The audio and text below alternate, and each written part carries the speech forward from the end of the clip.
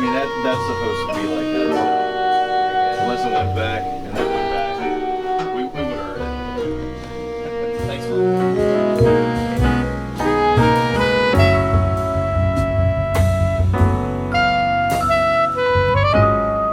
My name is Ben van Gelder. This is the creation of Among Verticals.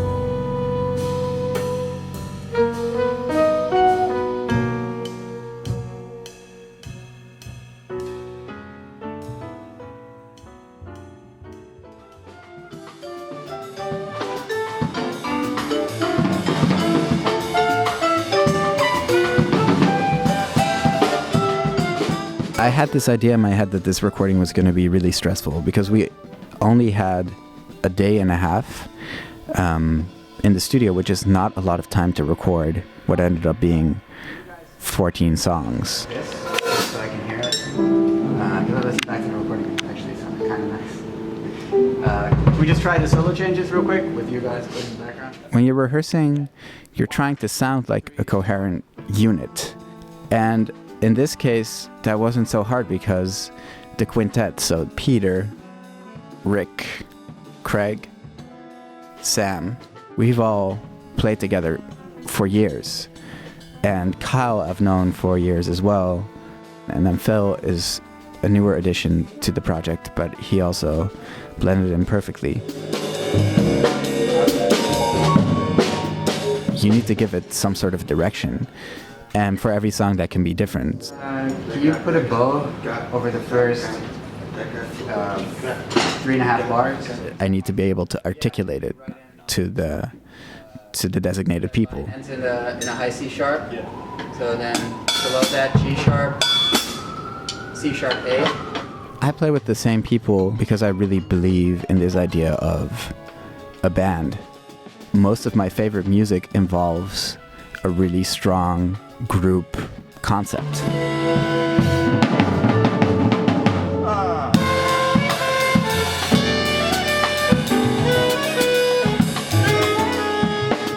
They're some of my closest friends and some of the people that I know so well musically.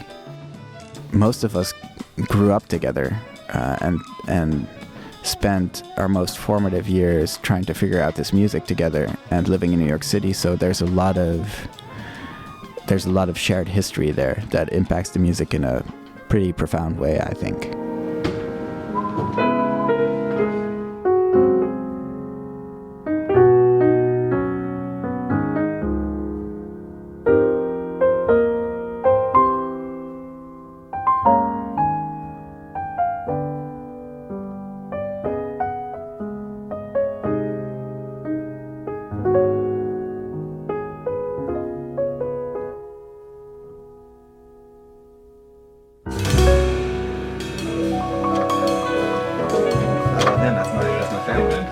This is my third time recording at Sear Sound under my own name, and then I've done different projects at Sear Sound with other people as a sideman.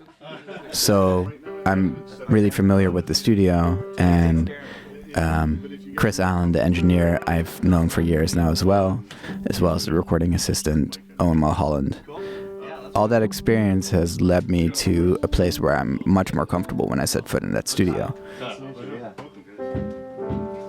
Sear Sound has a lot of historical baggage. It's one of the oldest studios still in existence in New York City.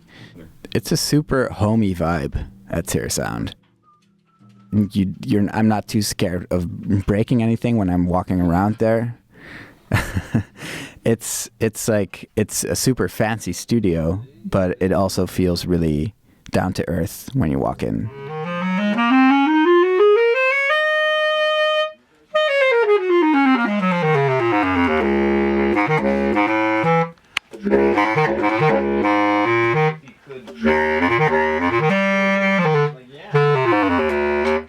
Okay. When you're recording, you have to make sure that your songs have they're somewhat concise and they have a clear beginning and an ending. So more focus goes towards polishing a performance. You need to think about the whole of your record. Are you you ready for us, Chris? You're still trying to document a live performance, but it's definitely a different story in the studio. You're wearing headphones, you're separated by walls. You know, there are all these things going on that are pretty unnatural, and that you have to be comfortable being somewhat uncomfortable.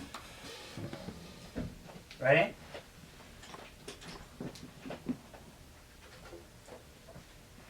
One bar.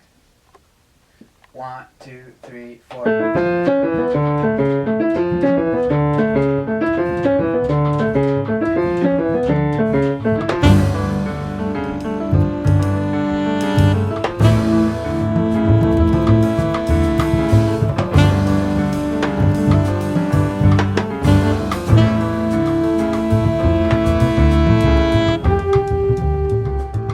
This entire record is essentially an ode to my life in New York and my experiences there. New York City has a contentious place in my heart, I would say. I mean, I don't think my life would have been the same if I hadn't lived in New York, but it was also a period in my life where I made a lot of sacrifices to be there.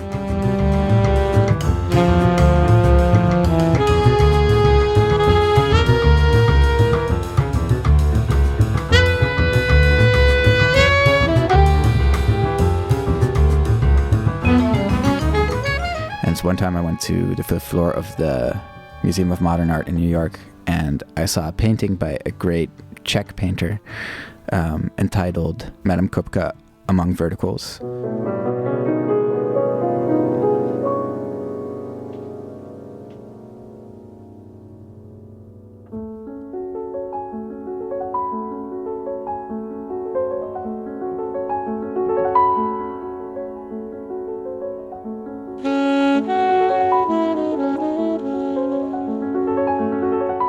And it's basically a painting of his wife, and it looks like she's drowning in these vertical brushstrokes of expressionistic color.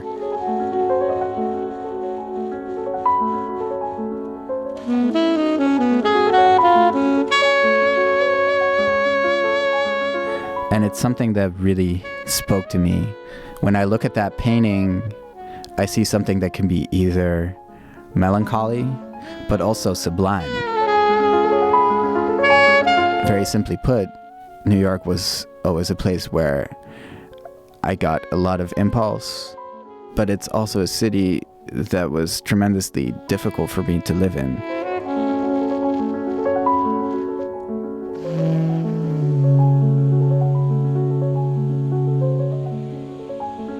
So that's why the first song is called In Retrospect on the album, because it's actually a looking back to 10 years of having lived in New York City.